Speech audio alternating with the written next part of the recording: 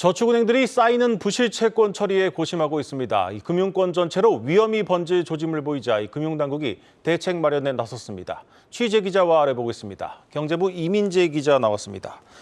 이 기자, 이 부실채권 NPL이라고 부르는데 먼저 이게 왜 지금 문제가 되는 겁니까?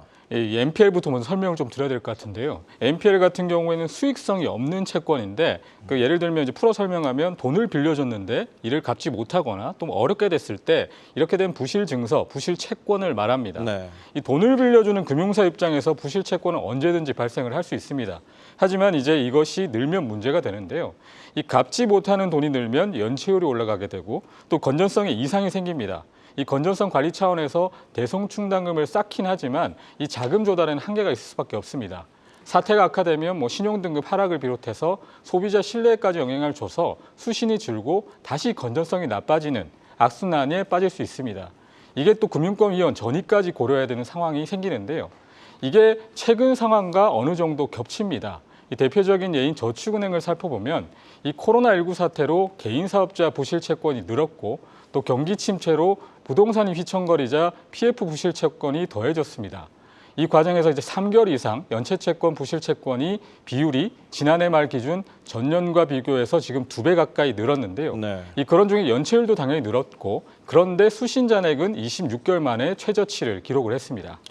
결국 이제 부실채권은 어디에다 팔고 넘겨야 좀 정리가 되는 건데 그게 잘 안 된다는 얘기인데 이 금융당국이 내놓은 대안은 뭡니까?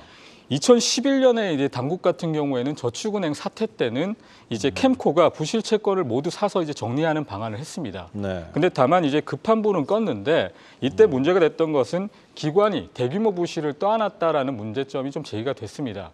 이런 점을 좀 감안해서 이번에는 매각 채널 다각화에 초점을 좀 맞춰주고 있는데 지난 1월에 당국 같은 경우에 부실채권 매각처를 전문회사, NPL 전문회사까지 늘리는 등 규제 완화를 진행을 했습니다.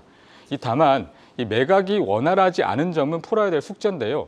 이 법적 절차 등에 따른 높은 거래 비용, 또 부동산 가격 하락, 또 매각 가격의 어떤 기대치 차이, 또 늘어나는 물량, 이 글로벌 불확실성까지 이제 매번 좀 부정적인 영향이 미치고 있습니다. 그러니까 대책은 나왔는데 실제로 효과가 없을 것 같다 이런 얘기인데 추가로 개선 방안에 대한 논의는 없습니까? 일단 당국은 압박을 좀 하겠다라는 입장인데요. 예를 들어 저축은행 부동산 PF 경공매 활성화 방안을 점검하고 또 개인 사업자 연체채권 매각 현황을 또 살피고 또 여기서 자금 조달 계획까지 챙기는 등 연일 좀 업계를 압박을 좀 하고 있습니다. 물론 이제 당근책도 있는데요. 토담대 완화 같은 게 대표적입니다. 이런 상황을 좀 고려해서 업계도 이제 1,000억 원 규모의 2차 PF 부실채권 적립펀드 조성에 이어서 2차, 3차 펀드를 만들어서 좀 위험을 덜겠다는 계획입니다. 다만 업계는 이것만으로 좀 부족하다는 입장인데요. 예를 들어 수요를 늘리기 위해서 은행, 증권사, 운용사 등으로 부실채권을 인수 범위를 확대하는 방안 등을 내세우고 있습니다. 당국도 이 부분을 염두하고 있어서 매각처 다변화를 검토를 하고 있습니다.